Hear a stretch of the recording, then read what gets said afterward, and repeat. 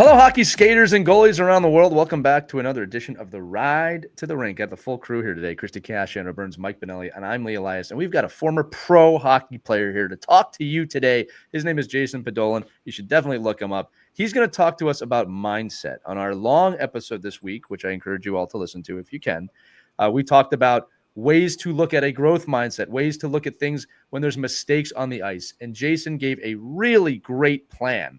The 3 R's, he calls it, on how to dive into that. So, Jason, I'm going to sauce the puck to you. Please feel free to tell the kids this platform. All right, you're saucing it to me. Am I like backdoor on my one-timer, or like you're in where a position to score? Let's put it. All right, okay, let's do it. Yeah, well, I know all you players out there going to the rink. Hopefully, you're thinking about how you're going to impact the game in a positive way and the things that you do well that's going to help your team win.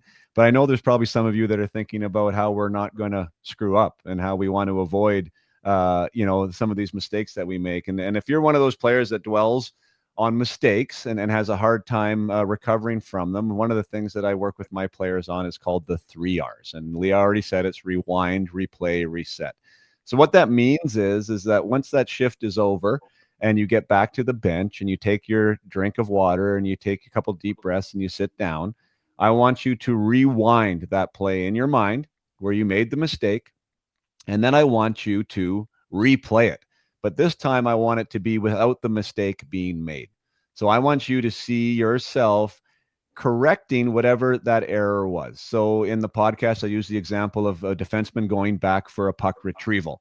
Perhaps you didn't shoulder check, which allowed you not to know where the forechecker was, which allowed you to turn the puck over and make a pass to somebody that was actually covered. So now when you're replaying that situation in the game, you see yourself shoulder checking. You see yourself making a scan, so you make the proper read, and now you go on a wheel behind the net, and then you find a new option. After you do that, you've now told yourself that you've corrected the mistake. You've now learned from the error that you made, which will allow yourself to move on. And that's the reset part. So you can actually even see a reset button in your mind if that helps you. Like press a big red reset button. Boom, you press the button, it's done. We've deposited that. Our subconscious brain now knows that we've learned from the mistake. There's no reason for us to make that mistake again. We don't be worried about it in the future. It's in our past, and now we get back to the moment and we move forward. Jason, what kind of success have kids seen by using the 3 R's?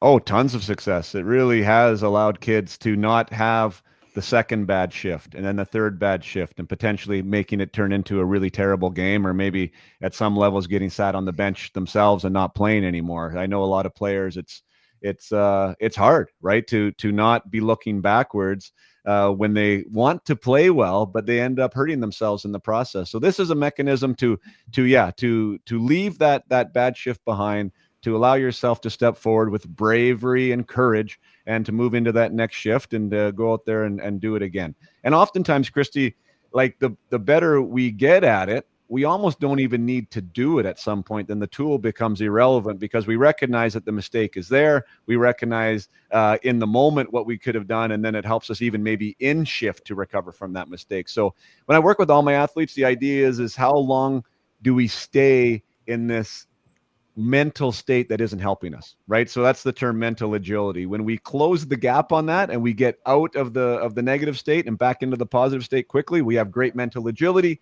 We're back, we're playing consistent, we're somebody our coach can depend on, and we're proud of ourselves for being resilient. And Jason, it's just like when we talk about muscle memory, right? You want to get good at a shot. We're going to practice it and practice it and practice it. And eventually you get to the game, you don't think about it. It just happens. And I think the 3 R's are a great rep, right? Of you practice, and then eventually, when those mistakes happen, you'll just be mentally prepared to have a growth mindset, to move forward and to scan and understand the growth mindset aspect of that mistake. And I want to say this too. Again, in hockey, mistakes are 100% going to happen, and it's your ability to learn from those mistakes and get those tools into your toolbox that help you develop as a player, right? And your coaches should know that too. Yeah. But tremendous stuff. Mike, anything to add? No, I think this is just I think one of the things I would say is if you're going to practice these 3 R's, make sure you're talking to your coaches beforehand and say, listen, this is something that's really going to help me and support me if I can, have this time to kind of reflect and rewind, replay, and reset myself. And I think coaches that know you're approaching it with this mindset, and you're approaching this with like a tool that you're trying to use, I think you'll find them very supportive of that. Yeah. Go ahead, Jason. I will throw in a bonus piece here. So yeah, like this, and to Mike's point, like this could potentially even be something that nobody knows you're doing. Like this isn't a 3-5 minute process. In my mind, this is like 10 to 20 seconds. You can do a 45-second hockey shift in 5 seconds using this drill, really, right? So it's not. It's usually at the end of a shift. It's something that when you're getting your water and taking a breath, like no one's even going to notice you're doing it. It's not going to make you feel like everyone's looking at you. What's wrong with this kid? But to your point, Lee, and this is where the bonus points come in, is if this is something that does help you and you think that it does work, I encourage my players to actually have a post-shift routine where they do it every time. Mm-hmm. And why I suggest that is because generally speaking, you are making more good plays than you are bad plays.